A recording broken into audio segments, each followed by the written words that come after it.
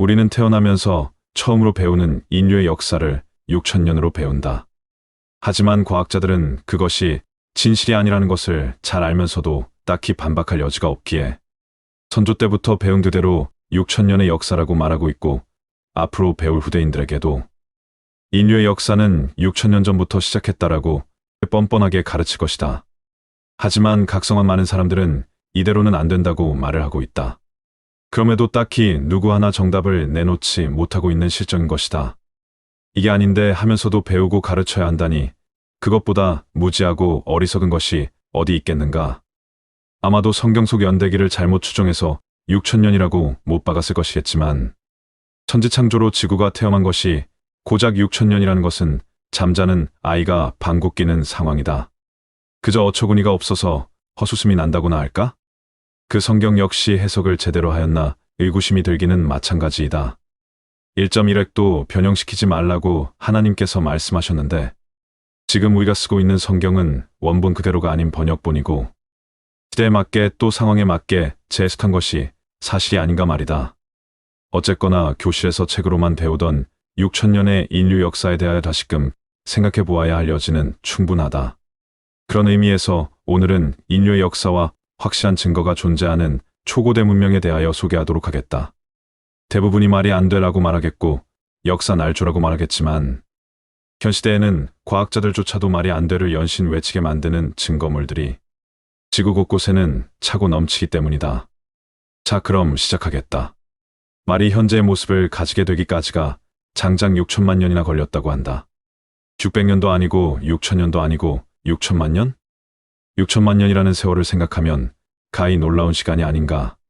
개미의 조상은 1억 5천만 년 전부터 이미 지구에 살았다는데, 현재까지도 생존해 있고 부지런히 활동하고 있는 개미들과 크게 다를 것이 없다고 한다.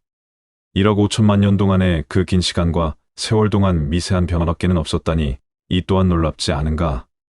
여기에서 더욱 놀라운 점은 이에 비해 인류는 고작 200만 년 동안의 해상과 육상, 그리고 공중뿐만 아니라 지금은 비록 우주선을 타고 있지만 우주를 날아다닐 수 있게 되었다.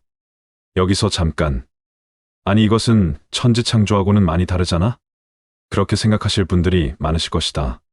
그렇다면 과학자들은 말과 개미 그리고 인간의 역사를 왜 저렇게 학계에까지 발표하였을까? 흔히 과학자들은 증거가 없으면 믿지 않으며 확실하지 않으면 단정짓지도 않는다. 그것이 과학자인 것이다. 그런 그들이 말과 개미 그리고 인간의 역사를 성경에 위배되는 몇 백만 년, 몇 억만 년 전이라고 발표하였다는 것은 그들 양심상 그것이 현재로서는 진실이라 믿기 때문이다. 혹자는 탄소연대 측정이 잘못되었다고 말하기도 하고, 오래된 역사 증거물들은 고작 몇백 년 된 것들을 과학이 무지해서 오해한 것이라고 말하기도 한다. 아무튼 위에서 언급한 것처럼 말은 장장 6천만 년이나 걸려서 서서히 지금의 모습을 갖추었고, 1억 5천만 년이나 지구를 누비며 생존해왔던 개미는 지금까지도 크게 달라지지 않은 것에 비하면, 인간은 말과 개미에 비해 고작 200만 년 동안 어마어마하게 발전하였다는 것이다. 우리 인류의 획기적인 진화로 인한 발전이 선뜻 잘 이해가 안 된다면, 인류의 친척쯤 되는 원숭이들을 생각해보면 놀라지 않을 수 없을 것이다. 우리 인간과 거의 유사하며 쉽게 말해 먼 친척이자 뿌려 같다고 알고 있는 침팬치나 원숭이, 고릴라 등등을 살펴보자. 그들은 여전히 나무에서 나무로 뛰어다니기 바쁘며 나뭇가지나 돌 등 이런저런 도구를 사용하는 것처럼 보이면서도 몇 백만 년을 거기에 그대로 머무른 채 전혀 발전이 없지 않은가? 이 같은 사실로 보아 인류는 존재가 밝혀지지 않은 다른 어떤 커다란 문명, 즉 인류의 조상보다 수백만 년 앞선 초고대 문명이나 다른 은하의 문명에 의해 특수한 유전적 재산을 물려받았거나 인간에게 진화의 속도가 촉진되어 있도록 처음부터 설계되었다고 밖에는 도저히 설명이 안 되는 것이다. 특히 인류의 기억 속에 남겨진 문명의 잔재를 살펴보면 인류 스스로의 힘만으로 진화해왔다는 데는 많은 의문점들이 생기게 된다. 인류는 19세기에 이르기까지 인류의 역사를 고작 6천년에 지나지 않는다고 생각하고 또 그렇게 배우지 않았던가. 그런데 고대 인도의 브라마는 우주의 존속기간을 43억 2천만 년으로 계산하였다. 43억 년은 지워버린다고 해도 뒤에 있는 2천만 년이란 시간이 어디 장난냔 말이다. 하물며 43억 2천만 년이라니. 또 다른 레바논의 드루스파는 우리가 알고 있는 천지창조의 시작을 34억 3천만 년 전으로 설정하고 있다. 왜 그렇게 설정하였을까? 성경을 문자 그대로 읽고 이해했다면 감히 저런 숫자는 나올 수 없었을 텐데, 그렇다면 드루스파가 잘못 알고 있었거나 종이책인 성경이 말하는 연대기를 우리가 잘못 알고 있다는 말이 된다. 성경의 천지창조가 우리가 알고 있는 6천년이 아닌 수억 년이 진실일 수도 있다. 그리고 더 의아한 것은 고대 이집트인들이 63만 년 동안의 천체 관측 기록을 계속하였다고 하는데, 이게 말이 된다고 생각하는가? 1만 년이라고 해도 갸우뚱할 텐데 63만 년 동안 천체를 관측했다고? 그렇다면 우리가 배운 동굴에서 돌주걱을 사용했던 인류는 무엇이란 말인가? 이집트는 63만 년 전부터 천체를 관측할 정도로 발전했다는데, 그럼 우리 조상들은 너무 게으른 것이 아니었나 싶다. 더욱 분발 좀 하시지. 다시 진중하게 이야기를 이어가겠다. 고대 그리스의 천문학자 하파프코스는 아시리아의 연대기는 27만 년 전으로 소급된다고 하였다. 그리스의 역사가 디오게네스는 이집트의 천문학 기록은 BC 4만 9219년에 시작되었다고 주장하였으며, 그곳에 373회의 일과 832회의 월식이 기록되어 있다고 하였다. 비잔틴의 역사가 신켈루스는 이집트의 여러 파라오의 연대기는 3만 6525년 동안 모든 일들이 기록되어 있다고 하였다. 카펠라는 이집트의 현자들이 세계의 지식을 나누어 주기 전에 4만 년 이상 몰래 천문학을 연구하였다는 기록을 남겼다. 바빌로니아의 태음력과 이집트의 태양력의 시작은 기원전 1만 1542년에 일치되어 있다. 인도의 달력은 기원전 1만 1652년부터 시작되었다. 또한 플라톤에 의하면 아틀란티스가 가라앉은 시기는 기원전 9850년이라고 했는데, 조로아스터교의 책에는 시간의 시작이 기원전 9600년에 있었다고 하였다. 보통 우리가 역사책에서 배우는 것은 나일강 유역에 최초로 국가가 세워진 연대를 4000년으로 알고 있다. 그러나 그리스의 역사가 헤로도투스와 동시대 사람들은 1만 7000년 전의 것으로 보이는 이집트의 고문서를 보존하고 있다고 하였다. 게다가 이집트의 역사를 서술한 이집트의 신관 마네토는 그의 저서에서 기원전 1만 7000년보다 훨씬 오래된 책에 대하여도 언급하였다. 그리고 비잔틴의 역사가 스넬리우스는 이집트의 신관들이 3만 6512년이라는 오랜 세월에 걸쳐 쓴 고대연대기라는 고문서에 대해서도 썼다. 이러한 사실을 허무맹랑하다고 생각할 수도 있다. 약 5만 년 전에 인류가 벌써 문자를 사용하고 있었다는 말이 되기 때문이다. 뿐만 아니라 문자가 사용되기 위해서는 어느 정도 문명이 번창하지 않으면 안 되기 때문에 더욱 놀라운 것이다. 분명 우리는 현 인류의 문명의 역사는 고작 6000년밖에 되지 않았고, 그 이전의 역사는 역사라고 할 수 없는 원시 상태였다고만 배워왔다. 그러나 인류의 역사가 얼마나 오래되었나에 대하여는 아직도 아무도 모른다는 사실이다.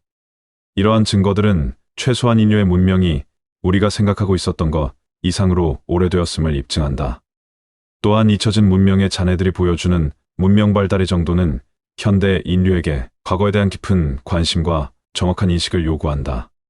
현재보다 훨씬 발달한 문명이 고대에 존재했었고, 어떤 이유로 일순간에 멸망해버렸다는 증거들이 곳곳에 남겨져 있기 때문에 적어도 현대 인류가 6000년 동안 이렇게 온 문명의 성과에 대해 오만해져서는 절대 안 된다는 경고를 고대 문명에서 읽을 수 있다.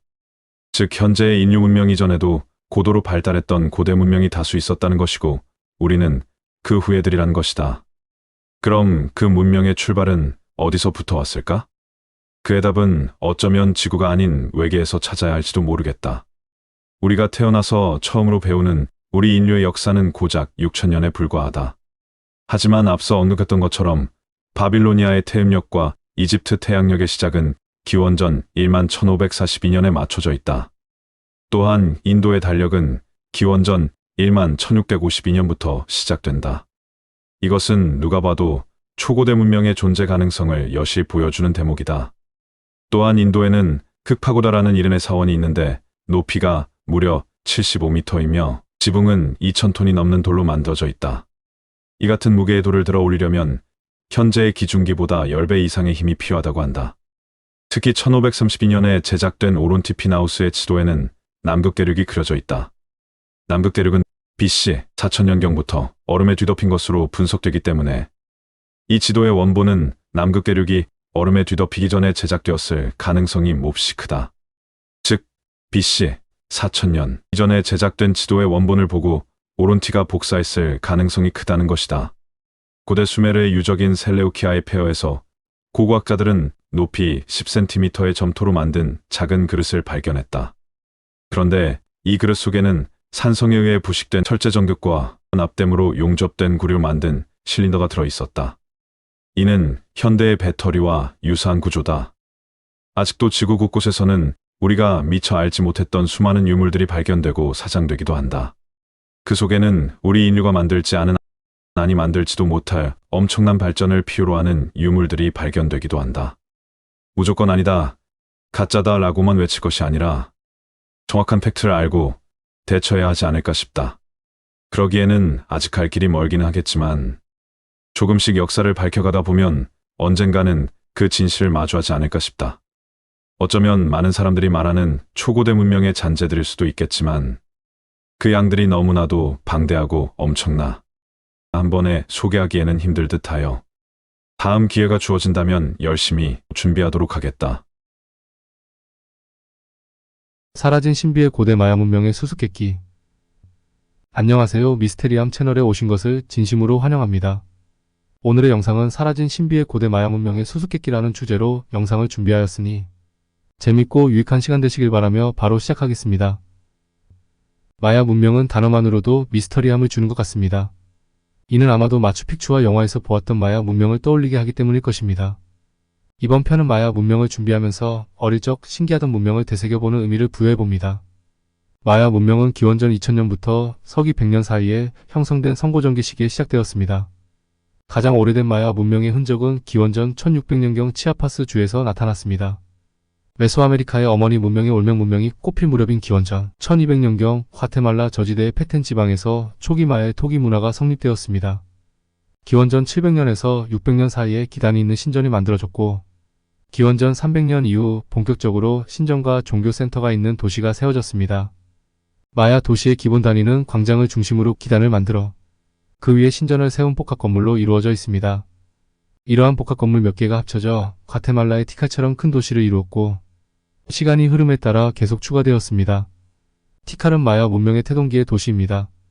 이후 약 100년간의 침체기를 포함하여 기원전 50년에서 서기 250년 사이에는 멕시코 중앙고원의 테오티후아칸이 전성기를 구가하고 있었고 그 영향은 마야 영토까지 미쳐 문화적으로 성숙한 시기에 들어섰습니다. 서기 100년에서 800년 사이는 고전기로 마야 문명은 신정체제 하에서 과학과 예술이 발달하고 종교는 더욱 안정을 이루어 문명의 최전성기를 이루었습니다. 이때까지를 성고전기 마야라 합니다. 초기 마야 진출 거점은 티칼이었습니다. 서기 300년에서 600년까지 고전기 마야 전기로 초기간의 영향은 서기 500년경을 정점으로 사라졌습니다. 서기 600년에서 900년 고전기 마야 후기로 7세기에서 8세기에 다시 절정에 이르렀습니다. 이때 티칼은 무너지고 팔렌케, 보나파크, 피에드라, 네그라스, 억스말, 사일, 라브나, 키리구아 등 일련의 도시에서 마야 문명의 꽃이 활짝 피었습니다. 고전기 마야 후기에는 언어도 근본적으로 변화가 심하지 않아 문화적 동질성과 정치적 통일성을 보였으나 각 지역은 자신들의 고유 관습과 제도를 유지하는 독립성을 가지고 있었습니다. 문명의 정점을 지난 후 서기 800년부터 1000년 사이인 후기 전기부터 쇠퇴와 멸망이 시작되었습니다. 서기 987년부터 스페인에 완전히 멸망한 1697년까지 후기 전기 마야에서 중미 전역에 퍼진 가뭄을 비롯한 자연재해가 마야 도시의 정치적, 사회적 갈등을 불러왔을 것으로 추측하고 있습니다. 같은 시기에 멕시코 중앙고원의 톨텍 쪽이 내려온 침략으로 고전기 마야의 멸망을 가속화했습니다. 전쟁의 신에게 산 사람의 심장을 바치던 호전적인 톨텍 쪽이 정복하였고 두 문명은 혼합되었습니다. 문명의 혼합은 단지 인종 간의 교류뿐만 아니라 건축물과 언어, 종교 등 다양한 분야에서 이루어졌습니다. 마야와 톨텍의 혼합은 오늘날 치첸이트사 유적지에서 찾아볼 수 있습니다. 이 기간 동안 전쟁에 과학이 꽃피우는 대신 예술은 사라졌습니다. 이처럼 마야 문명은 하루아침에 이루어진 것이 아니며 또한 고립된 환경에서 자생한 것이 아니라 오랜 기간에 걸쳐 외래의 여러 문화로부터 영향을 받아 창조의 길을 찾아온 문명입니다. 역사에 대해 잘 모르는 사람들은 피라미드가 이집트에만 있다고 생각하지만 멕시코, 과테말라, 벨리즈, 온두라스의 고산지대나 습한 정글 속 광활한 지역에 걸쳐 세련되고 아름다운 피라미드들이 암초처럼 솟아 있습니다. 처음 이 거대한 구조물들을 발견한 사람들은 이집트나 그리스, 심지어 전설의 아틀란티스 문명과 관련을 짓기도 했습니다. 이렇게 마야 문명에 대해 다시 생각해보니 정말 신비롭고 흥미로운 부분이 많은 것 같습니다. 많은 조사와 연구 끝에 학자들은 아메리카 고대 문명들이 대륙과의 교류는 전하며 여러 부족들이 지형이나 자연환경 때문에 각각 고립되어 독자적으로 발전해온 고유의 문명이라는 것을 알게 되었습니다. 다만 왕릉으로 쓰였던 이집트의 피라미드와는 달리 고대 아메리카 문명들의 신전들은 신들을 경배하고 제사를 지내기 위해 높이 쌓아 올린 제단입니다. 고대 아메리카 문명들은 어떤 면에서는 비인도에서 숫자 0의 개념을 도입하기 1000년 전에 이미 0의 개념을 알았고 수학과 천문학에 응용하여 정확한 계산이 필요한 달력과 건축에 사용할 만큼 고도로 발달되었습니다. 그러나 어떤 면에서는 문명이 아주 초보적인 단계에 머물렀습니다. 이 문명들은 여러 가지 면에서 기존의 고대 문명들과 매우 다른 독특한 특징을 가지고 있습니다. 먼저 세계 고대 문명 발생지와는 다른 척박한 땅과 열악한 주변 환경에서 문명이 탄생하고 지속되었습니다. 장난감 토기에서 발견되었지만 실생활에서는 전혀 응용되지 않았던 바퀴의 원리, 그리고 농경 문화이지만 짐을 운반할 수 있는 소나 말과 같은 가축이나 마차나 수레를 사용한 적이 없고 스페인 군이 들여오기 전까지는 아예 철 재련에 대한 지식이 없어 날카로운 흑요석과 청동으로 만든 단순한 도구를 썼던 점, 또한 문자가 없거나 아직까지도 완전한 해독이 되지 않은 아주 기초적이고 비능률적인 문자만이 쓰인 점 등입니다. 마야는 중미 고대 문명들 중에서 체계적인 건축술과 예술, 정확한 천문학 등에서 높은 수준의 문명으로 고유의 숫자 체계에 달려 상형 문자로 학자들의 관심을 많이 끌고 있지만 그 원료는 사실 정확하게 밝혀지지 않고 있습니다.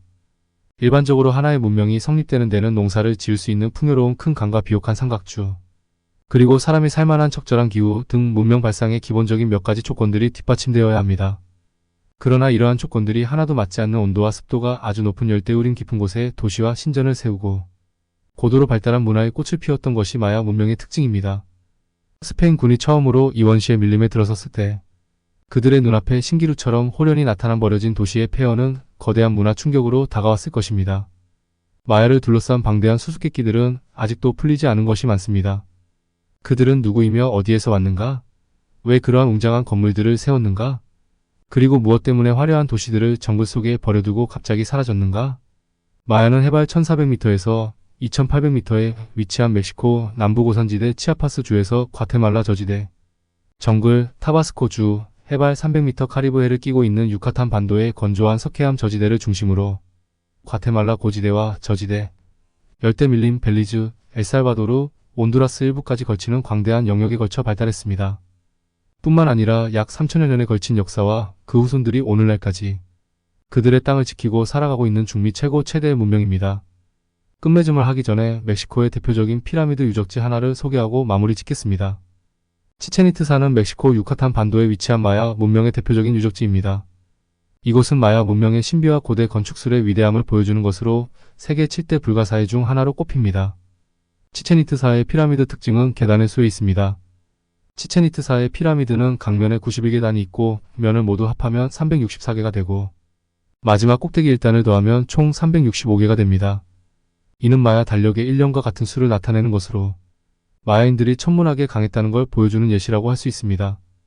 특히 춘분과 추분의 일몰 때 피라미드의 뱀, 머리 조각 쪽으로 몸통 같은 그림자가 드리워지는 현상이 발생해 마야인들은 이를 뱀신을 숭배하는 의미로 해석했습니다. 뱀이 허물을 벗는 것을 생명을 불어넣는 것으로 해석하고 뱀신을 숭배했습니다. 이런 효과도 마야인들이 의도적으로 설계한 것으로 보여 그들의 건축술의 많은 전문가들은 놀라움을 금할 수 없었다고 합니다. 고대 마야 문명은 여전히 많은 미스터리를 간직하고 있으며 최근의 연구와 기술 발전 덕분에 새로운 사실들이 밝혀지고 있습니다. 특히 최첨단 레이저 기술인 라이다를 활용한 연구가 큰 성과를 거두고 있습니다. 라이다 기술을 통해 과테말라의 울창한 정글 속에 숨겨져 있던 수많은 마야 유적들이 발견되었습니다. 이 기술은 지표면의 식생을 제거하고 지형을 정확하게 파악할 수 있어 이전에는 접근하기 어려웠던 지역에서도 고대 도시와 구조물을 찾아낼 수 있게 되었습니다. 이러한 발견 중 하나는 과테말라 북부의 페텐 지역에서 이루어졌습니다. 연구자들은 이 지역에서 거대한 마야 도시의 흔적을 발견했으며 이는 마야 문명이 생각보다 훨씬 더 복잡하고 광범위하게 발전했음을 시사합니다. 또한 이 도시는 고도로 발달된 도로망과 수로 시스템을 갖추고 있었으며 이는 마야인들이 뛰어난 토목 기술을 보유하고 있었음을 보여줍니다. 또 다른 흥미로운 발견은 마야 문명의 종교적, 사회적 구조에 대한 새로운 이해를 제공합니다. 최근 연구에 따르면 마야인들은 피라미드와 신전을 단순한 종교적 목적으로만 사용한 것이 아니라 정치적 권력을 과시하고 사회적 통합을 이루기 위한 중요한 수단으로 활용했습니다. 특히 치첸이트사의 피라미드는 춘분과 추분의 특정한 그림자가 드리워지는 현상을 통해 뱀신을 숭배하는 의식을 거행했으며, 이는 마야인들의 천문학적 지식과 건축 기술이 결합된 결과입니다. 마야 문명의 갑작스러운 쇠퇴와 멸망에 대해서도 새로운 가설들이 제기되고 있습니다. 기후변화, 전쟁, 내부 갈등 등이 복합적으로 작용했을 가능성이 높으며, 특히 장기간의 가뭄이 마야 문명의 붕괴에 큰 영향을 미쳤을 것으로 보입니다. 이러한 가설들은 고고학적 증거와 기후 데이터를 통해 점점 더 명확해지고 있습니다. 이처럼 고대 마야 문명은 여전히 많은 비밀을 간직하고 있으며, 현대의 과학기술과 연구를 통해 그 수수께끼가 조금씩 풀리고 있습니다. 앞으로도 더 많은 발견과 연구가 이루어지길 기대해 봅니다. 오늘은 이렇게 사라지고 없어진 찬란했던 마야 문명을 아주 살짝 엿보았습니다. 좀 더 시간이 허락한다면 또 다른 마야 문명을 다루도록 하겠습니다. 오늘의 영상을 어떻게 보셨는지요? 좀 더 다양하고 재미있는 또 다른 영상을 준비하기 위한 좋아요, 구독 부탁드리며, 지금까지 미스테리함이었습니다. 감사합니다.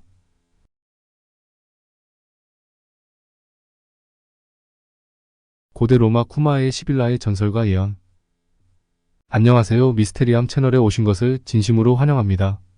오늘의 영상은 고대 로마 쿠마의 시빌라의 전설과 예언 이라는 주제로 영상을 준비하였으니 재미있고 유익한 시간 되시길 바라며 바로 시작하겠습니다.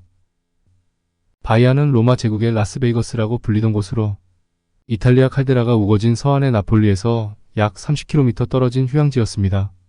시인 장군 그리고 그 사이의 모든 사람들의 변덕을 충족시키기에 충분한 곳이었죠. 위대한 웅변가 키케로는 망가에서 태각하는 연설을 작곡했고, 시인 버질과 박물학자 플리니는 회춘하는 공중목 욕탕이 닿는 곳에 거주지를 유지했습니다. 당시 부자와 권력자들이 그들의 법적인 일을 수행하던 장소이기도 했습니다.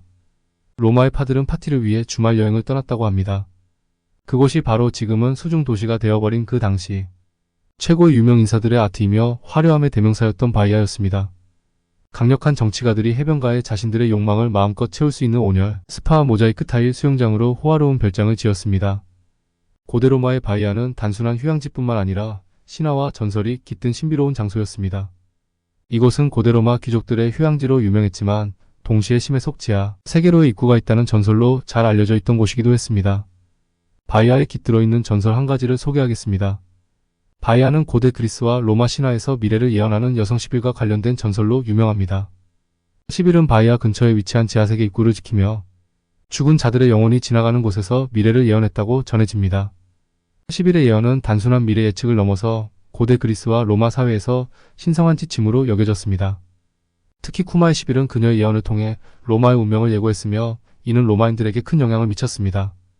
쿠마의 시빌은 로마 왕국의 마지막 왕 루키우스 타르퀴니우스에게 예언서를 바쳤다고 전해집니다. 이 예언서는 로마의 미래를 세세하게 기록한 것으로 로마인들은 이 예언서를 중요하게 여겼습니다. 특히 그녀는 그리스도의 탄생을 예언한 것으로 유명합니다. 쿠마의 시빌은 베르길리우스의 전원시 제사에서 그리스도의 탄생을 예언했다고 여겨졌습니다. 전설에 따르면 시빌은 아폴로로부터 영원히 살 수 있는 능력을 부여받았지만 영원히 젊을 수 있는 능력은 받지 못해 수세기 동안 늙어갔다고 합니다. 쿠마의 시빌이 로마 왕국의 마지막 왕인 루키우스 타르퀴니우스 스페르부스를 찾아가 예언서 9권을 바치며 막대한 돈을 지불하라고 요구했습니다. 타르퀴니우스는 웬 볼품없는 노파가 터무니없는 가격에 형편없는 책을 팔려고 한다며 거부했습니다. 그러자 시빌은 3권을 불태우고 나머지 6권을 같은 가격에 사라고 요구했습니다. 타르퀴니우스가 이번에도 거부하자 시빌은 또다시 3권을 불태운 뒤 마지막 3권을 같은 가격에 사라고 권했습니다. 타르퀴니우스는 그제야 그 책의 중요성을 깨닫고 3권을 원래 가격에 사기로 했습니다. 그는 이 책들을 로마로 가져가서 유피테르 신전 아래에 있는 지하실 석관에 보관하고 안 좋은 일이 생기거나 중대한 결정을 내려야 하는 상황이 오면 그 책을 열람했다고 합니다. 타르퀴니우스 혁명으로 축출되면서 왕정이 폐지되고 공화정이 들어선 후에도 시빌의 예언서는 귀한 대접을 받았습니다. 처음에는 귀족 2명이 예언서 관리를 맡았고 기원전 367년에는 귀족과 평민각 5명씩으로 구성된 군의 벼슬아치들이 예언서를 관리했습니다. 이들은 대체로 전직 집정관이나 전직 무관이었습니다. 그들은 평생 이 직책을 맡았고 다른 모든 공직에서 면제되었습니다. 또한 예언서들을 철저히 안전하게 보관하고 책의 전반적인 내용에 대해 평생 비밀을 지켜야 했습니다. 그들은 원로원의 명령이 내려지면 유피테르 신전 지하실 석관에 보관된 예언서를 살펴보고 특정 문구를 찾아내서 원로원에 알리는 역할을 수행했습니다. 로마인들은 전염병이 창궐하거나 자연재해가 발생하거나 전쟁에서 패하는 등 국난에 처할 때마다 예언서를 살펴보고 그 사건에 가장 적합한 예언을 찾고 이를 해결하는 정책에 반영했습니다. 고대 기록에는 로마 정부가 예언서에 따라 정책을 집행한 수많은 사례가 열거되어 있습니다. 기원전 390년 알리아 전투 패전으로 로마가 트인 게 짓밟힌 뒤 독재관 마르쿠스 퓨리우스 카밀루스는 신전을 재건하고 정화를 실시하는 절차를 어떻게 수행할지 알아보기 위해 10일의 예언서를 참고했습니다. 기원전 218년 겨울 한니발 바르카가 이끄는 카르타고 군이 트레비아 전투에서 로마군을 상대로 완승을 거두자 로마인들은 10일의 예언서에 따라 대규모 희생제를 치렀습니다. 그럼에도 한니발이 연이은 승리를 거둔 끝에 기원전 216년 칸나이 전투에서 7만에 달하는 로마군을 괴멸시키자 원로원은 예언서에서 인간을 희생제물로 삼으라는 예언을 발견하고 그리스인 2명과 갈리아인 남녀 2명, 총 4명을 포름에 생매장했습니다. 기원전 205년에는 예언서에서 신들의 어머니를 로마로 데려온다면 낯선 사람이 이탈리아에서 추방될 것이다 라는 예언이 발견되었습니다. 이에 원로원은 키벨레 상석을 프리기아에서 모셔오기로 했고 기원전 204년 마르쿠스 발레리우스 라입이 주관하에 상석이 로마로 옮겨져 승리의 신전에 놓여지고 특별 경기가 개최되었습니다. 이후에도 재난이 닥치거나 국가의 중대한 결정을 내릴 때마다 고대 시빌라 예언서는 라의 내전이 진행되던 기원전 83년 로마에서 발생한 화재로 소실되었습니다. 이에 원로원은 사모스, 시칠리아, 에트루리아, 아프리카 등 각지 사원들의 사절들을 보내 시빌라가 남겼다는 예언서들을 가져오게 했습니다.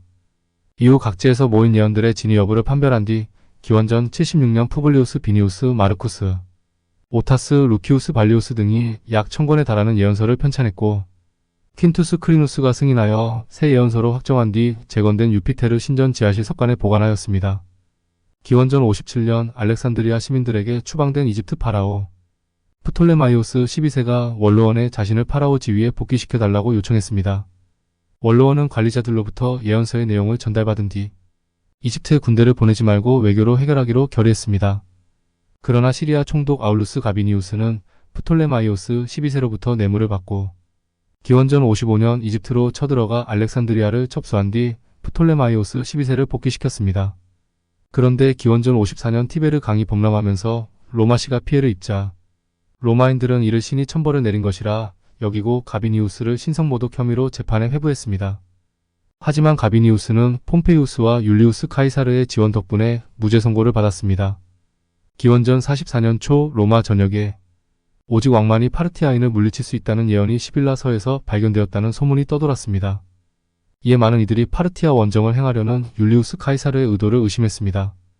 예언서 관리자 중 한 사람이었던 루키우스 코타가 카이사르의 원정 시작 직전에 개최될 3월 15일 원로회 때 예언서 내용을 보고할 예정이었지만 율리우스 카이사르의 암살 사건이 벌어지면서 무산되었습니다. 기원전 18년 아우구스투스의 명령으로 시빌라 예언서의 재편 작업이 이루어졌고 기원전 12년 마르쿠스 아이밀리우스 레피두스 사망으로 폰티펙스 막시무스가 된 아우구스투스의 지시에 따라 시빌라의 예언서를 제외한 모든 예언서가 불태워지고 시빌라의 예언서는 팔라티노 언덕의 아폴로 신전 아래 금박 상자 2개에 보관되었습니다. 서기 64년 로마 대화제 이후에도 네로가 예언서를 접한 뒤 여러 신전에 제물을 바치는 등 로마의 역사 내내 시빌라 예언서는 매우 존중받았습니다. 그러나 363년 율리아누스의 페르시아 원정 때 열람했음을 끝으로 더 이상 로마 정부에게 존중받는 대상이 아니었습니다. 이는 그리스도교가 로마의 대중종교, 국교가 되었기 때문이었습니다. 비그리스도교 신자이며 시인이던 루트리스 클라우디우스, 나마트아누스는 플라비우스 스틸리코가 405년 그리스도교도들이 시빌라 예언서를 불태우는 신성모독을 저지르도록 조장했다고 비난했습니다. 시빌라 예언서는 이렇게 소실되었지만 오랜 세월 로마 정부의 정책에 반영된 만큼 지중해 세계에 큰 영향을 미쳤으며 이를 모방한 시빌라 신탁이 동부 지중해 세계에 널리 유포되었습니다. 유대인 역사가 플라비우스 요세푸스는 시빌라 신탁의 일부 구절을 인용하였고 아테네 라스를 포함한 이 세계 수많은 기독교 작가들이 마르쿠스 아우렐리우스 황제에게 그리스도교 탄압을 중단해달라는 청원서를 보낼 때 시빌라 신탁의 한 부분을 인용하면서 기독교가 로마에 유익하다는 것을 입증하려 했습니다. 고우 시대에도 쿠마의 시빌라의 예언과 이를 인용한 베르길리우스의 전시는 예수 그리스도의 탄생을 예언한 것으로 평가받았습니다.